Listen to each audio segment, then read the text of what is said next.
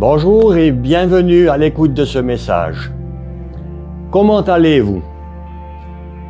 Nous voici arrivés au dernier dimanche de cette année 2025 et j'espère que vous avez passé des belles fêtes ensemble. C'est tellement bienfaisant de passer des beaux moments ensemble, en famille, entre amis, pour s'encourager et pour faire le point. Malheureusement, ces fêtes ne se déroulent pas toujours comme prévu. Trop souvent, on est fatigué parce qu'on s'est tellement donné pour des préparatifs, pour de la décoration, pour des cadeaux, pour des repas. Peut-être qu'on a l'estomac trop lourd parce qu'on a trop mangé. Peut-être qu'on est déçu parce que les cadeaux offerts n'ont pas été appréciés à leur juste valeur. Et le pire, bien sûr, qui se passe aussi malheureusement, c'est que des familles se retrouvent en fin d'année et il y a des disputes entre eux. Rendez-vous compte le paradoxe. En fait, Jésus, qui est venu nous apporter la paix avec ce message d'espérance, gloire à Dieu au plus haut des cieux et paix sur la terre parmi les hommes. Et en fêtant cette venue de Jésus, on se dispute, on se fait du mal, on se quitte en mauvais termes. Quel dommage. Finalement, c'est quoi passer des belles fêtes ensemble? Dieu nous rappelle dans sa parole que les choses qui ont une vraie valeur sont les relations. Le thème des relations est un thème qui se tire tout au long de la Bible. Relations avec Dieu et aussi relations entre les humains. À bien plus forte raison, relations entre chrétiens. Et à la fin de l'année, il est important de se faire ces réflexions. Qu'est-ce qui importe finalement? Qu'est-ce qui compte? Qu'est-ce qui a de la valeur?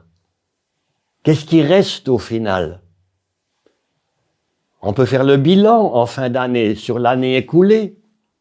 Comment est-ce que j'ai passé ces 365 jours?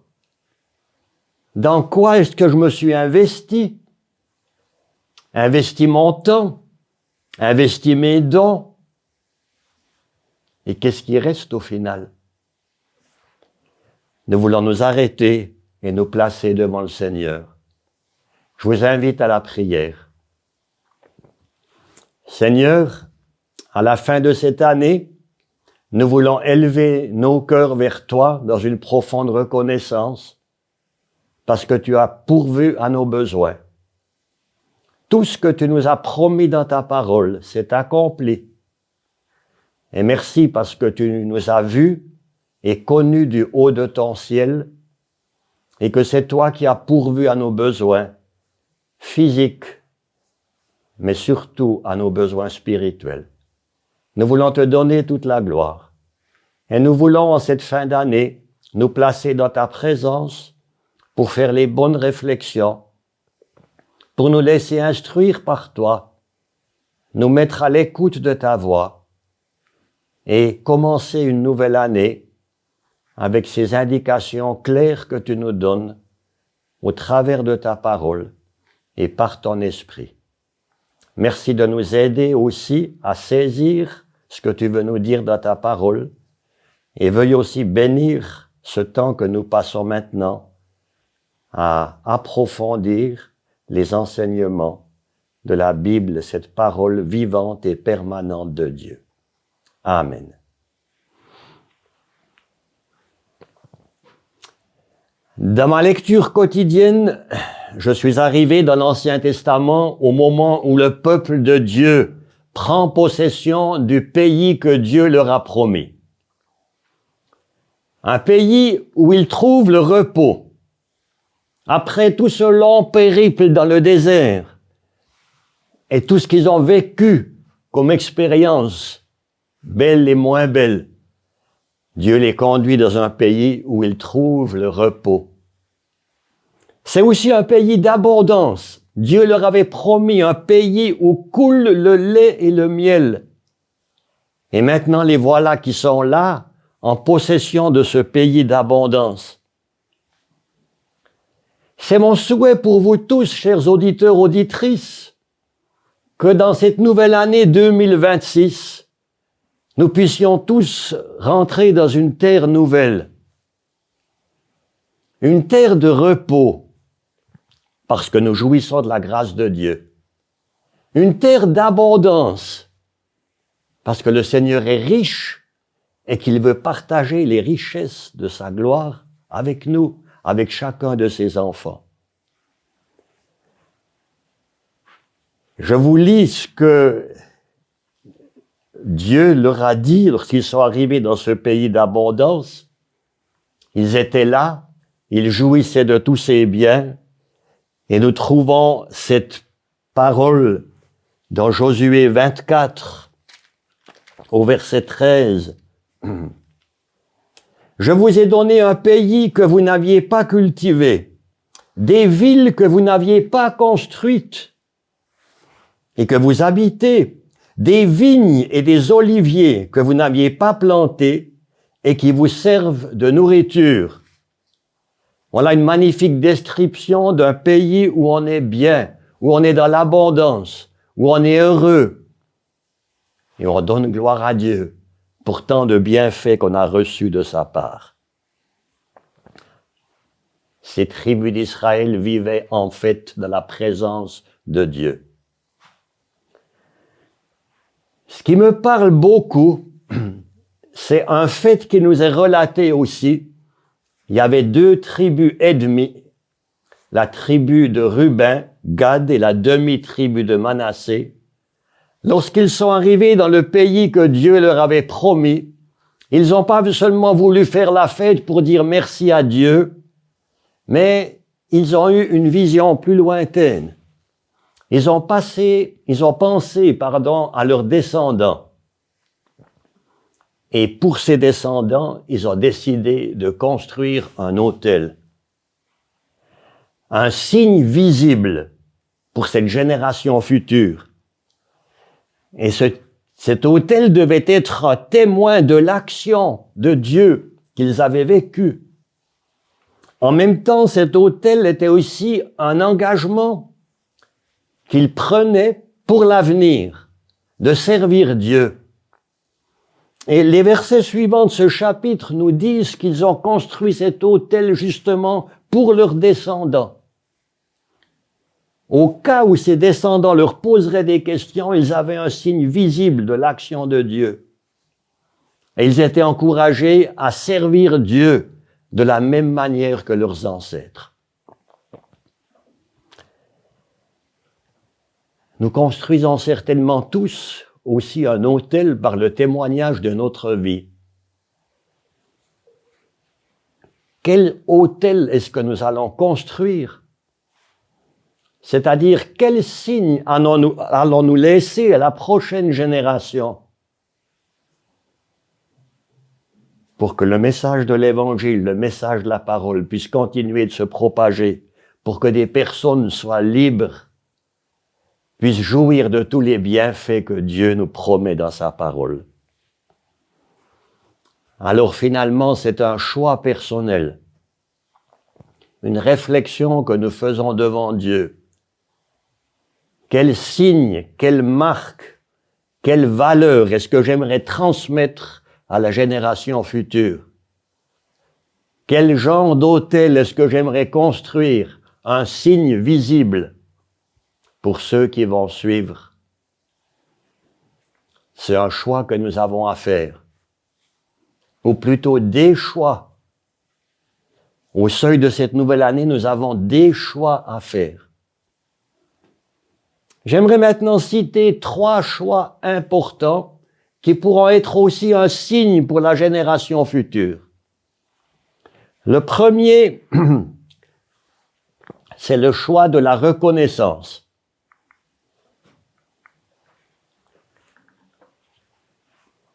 La reconnaissance n'est pas innée.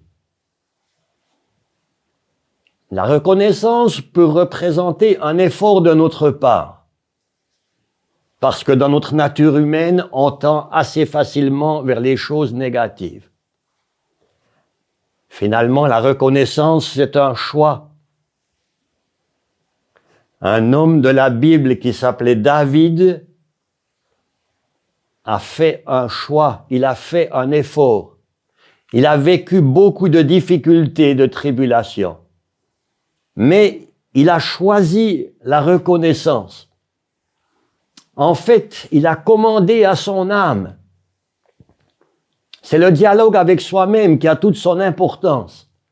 Il a dit à son âme, bénis l'Éternel et n'oublie aucun de ses bienfaits. Si vous lisez le récit de David, vous allez comprendre qu'il aurait eu bien des raisons de se plaindre, de se fermer à Dieu, peut-être même de se révolter. Mais il a choisi de louer Dieu. Et il a été un témoignage pour les générations suivantes. Aujourd'hui encore, nous bénéficions de ce témoignage. Tout dépend de l'objet sur quoi on porte nos regards. Je peux porter mes regards sur mes difficultés, les tribulations, et là je suis écrasé. Ou alors je porte les regards sur ce que le Seigneur me donne, sur sa grâce, sur ses bienfaits, sur les richesses si nombreuses de sa parole. Et je suis émerveillé devant lui. Oui, la reconnaissance est un choix. Si vous en doutez, je vous invite à visiter ma cousine Suzanne Richard, domiciliée dans le Jura bernois, à Bévillard.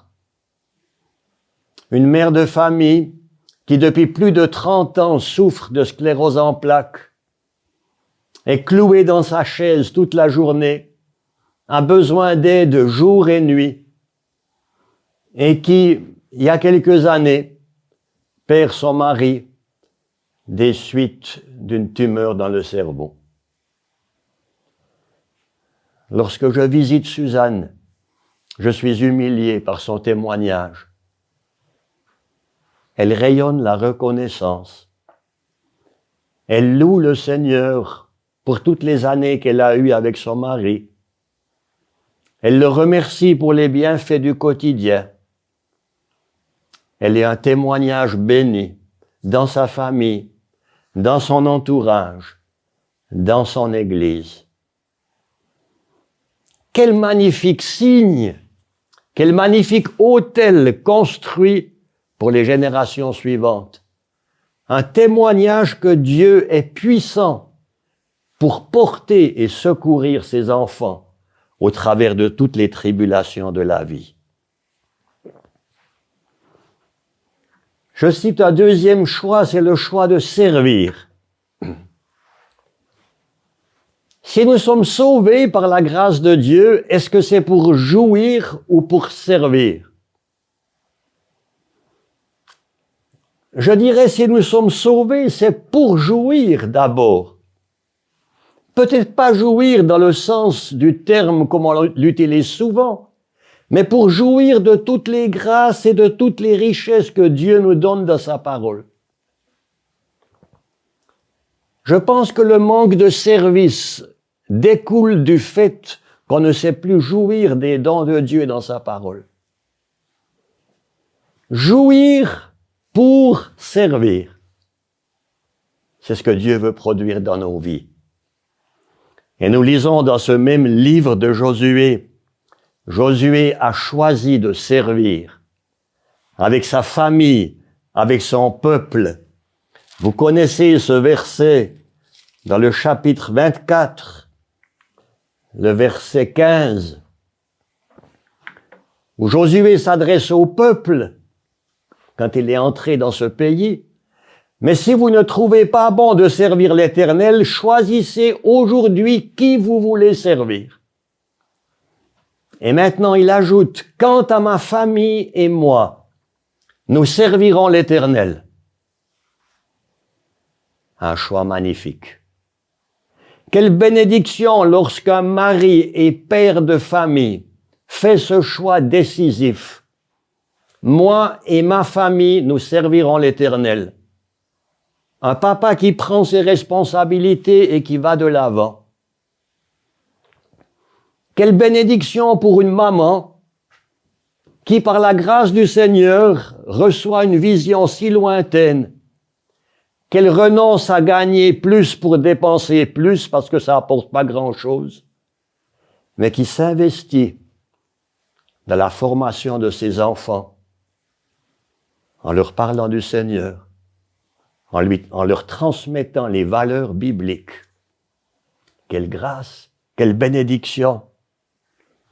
Quelle bénédiction pour un jeune couple qui s'unit de s'investir dans le royaume des cieux. J'ai été très touché par un jeune couple. C'est la fille d'un de mes cousins. Ils viennent de se marier. Ils m'ont donné un petit compte rendu de leur mariage, des magnifiques photos. Mais vous savez ce qui me touche?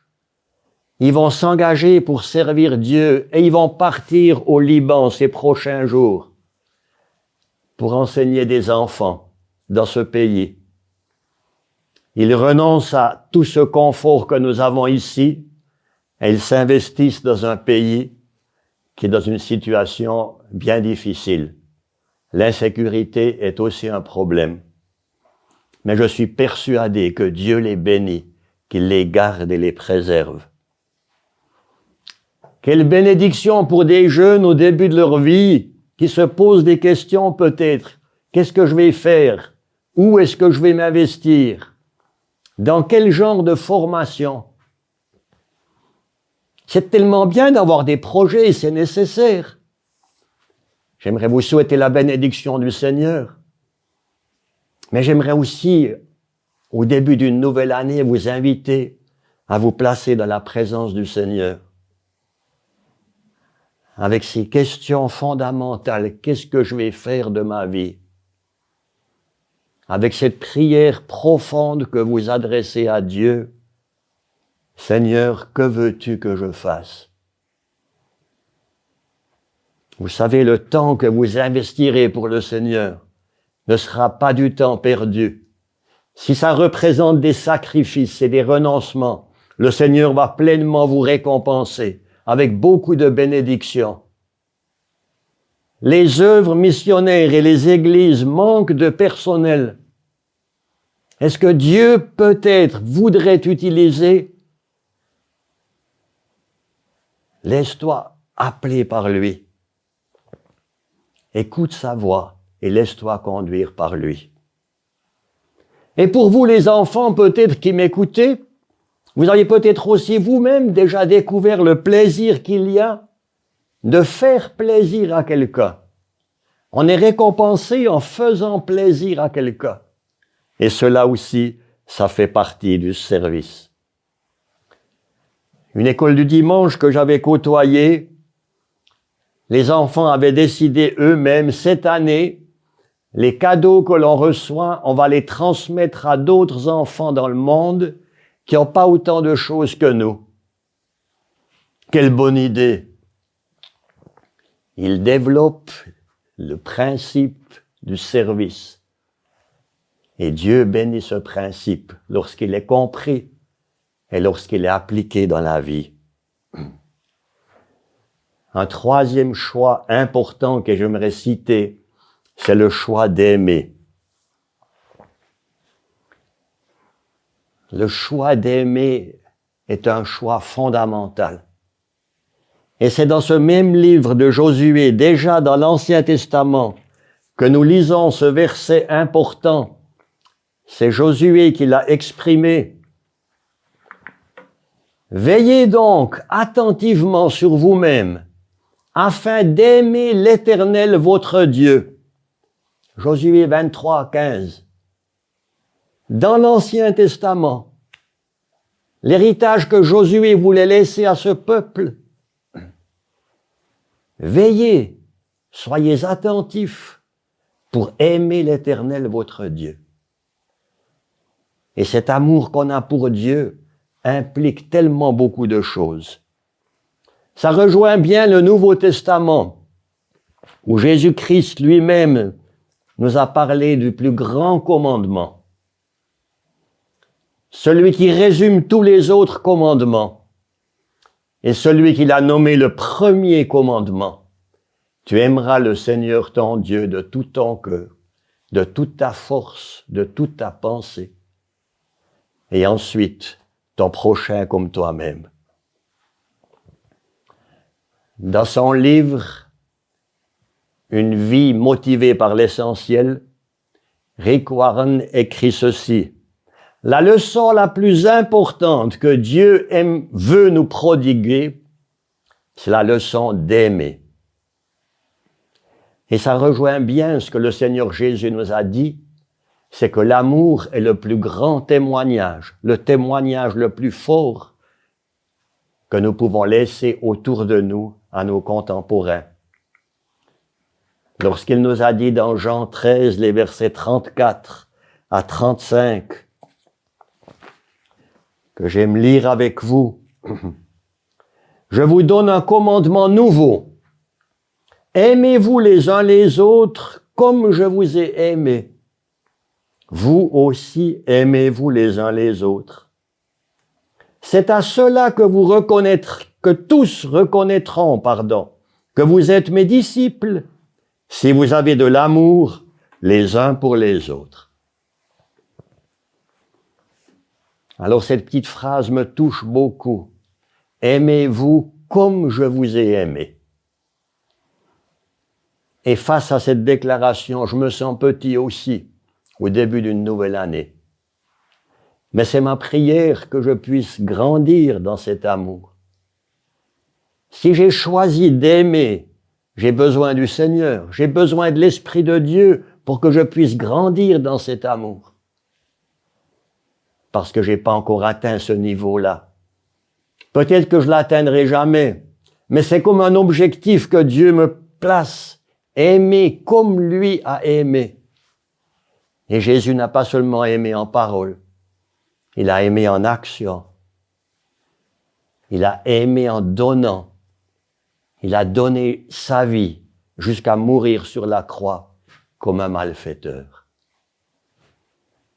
Et si nous nous aimons, ça sera le témoignage le plus fort qu'on peut rendre autour de nous. À ceux-ci, tous connaîtront que vous êtes mes disciples, si vous avez de l'amour les uns pour les autres. Alors il y a une mathématique qui peut être enseignée, une mathématique toute simple. C'est celle-là. La vie moins l'amour égale 0. Enlever l'amour d'une vie, et cette vie a perdu sa valeur. Mais le Seigneur nous a promis qu'il nous avait donné son amour. L'amour de Dieu est déversé dans nos cœurs par le Saint-Esprit qui nous a été donné. Et que le Seigneur puisse nous accorder de faire ce choix d'aimer.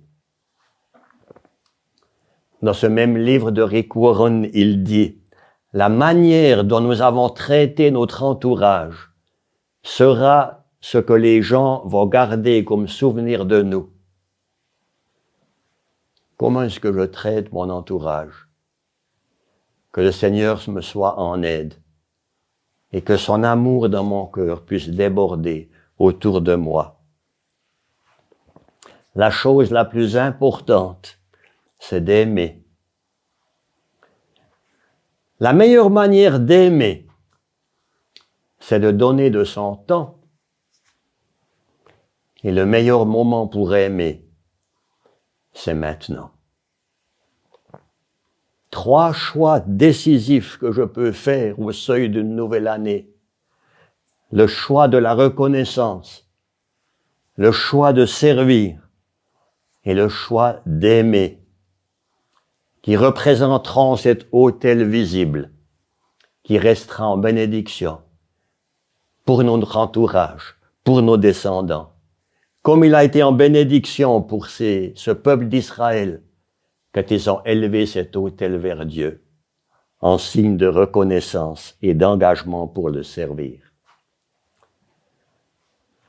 À l'issue de ce service, je vous invite à écouter ce chant, chanté par le groupe Jude 25.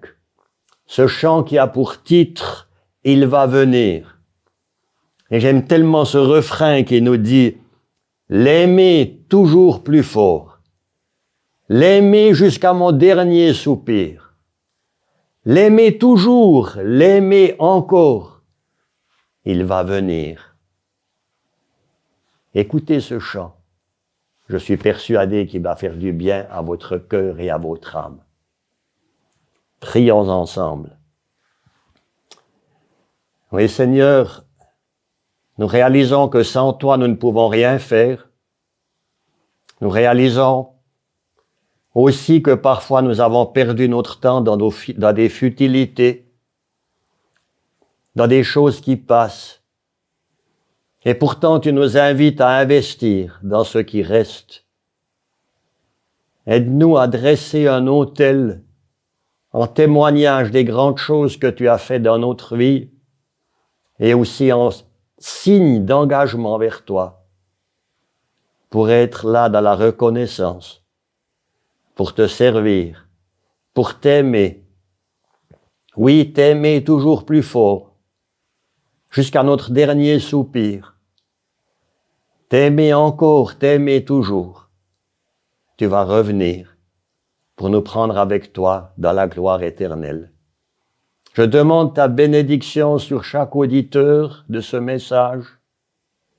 Je prie que tu fasses d'eux des instruments bénis parce que la tâche est si grande autour de nous dans ce monde en désarroi.